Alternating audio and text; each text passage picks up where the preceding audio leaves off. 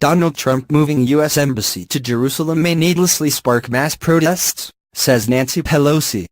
President Donald Trump has been accused of putting the wants of his evangelical Christian voters ahead of U.S. national interests with his decision to designate Jerusalem as the capital of Israel and move the U.S. Embassy there.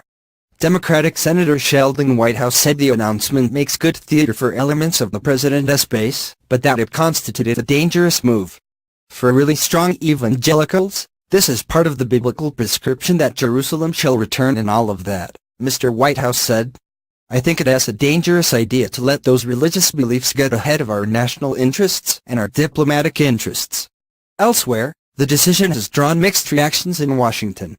Top House Democrat Nancy Pelosi called Jerusalem the eternal capital of the Jewish homeland, but said that the embassy relocation may needlessly spark unrest. In the absence of a negotiated settlement between Israel and the Palestinians, moving the U.S. Embassy to Jerusalem now may needlessly spark mass protests, fuel tensions, and make it more difficult to reach a durable peace, Ms. Pelosi said in a statement. Her counterpart in the Senate, meanwhile, supported the move, with Mr. Trump having also received robust approval from several other Democrats and Republicans. Senate Minority Leader Chuck Schumer told the Weekly Standard that he recommended Trump declare Jerusalem the undivided capital of Israel. Through his announcement this week on the Jerusalem issue, Mr. Trump abruptly broke with decades of U.S. foreign policy, leading to protests and condemnation from world leaders. The president called the change in Israel's diplomatic status a step to advance the peace process between Israel and the Palestinians. Congress had adopted the Jerusalem Embassy Act in 1995, urging the federal government to relocate the American embassy in Israel to the Holy City.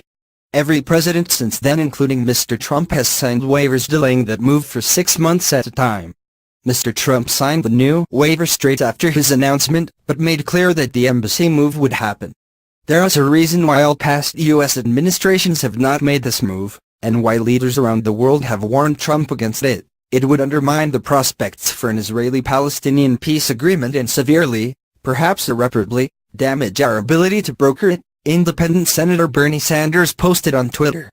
Democratic Senator Dianne Feinstein, who was among those who voted for the 1995 law, had penned a letter to Mr. Trump urging him not to move the embassy because it would spark violence, further alienate the United States, and undermine the prospects of a two-state solution.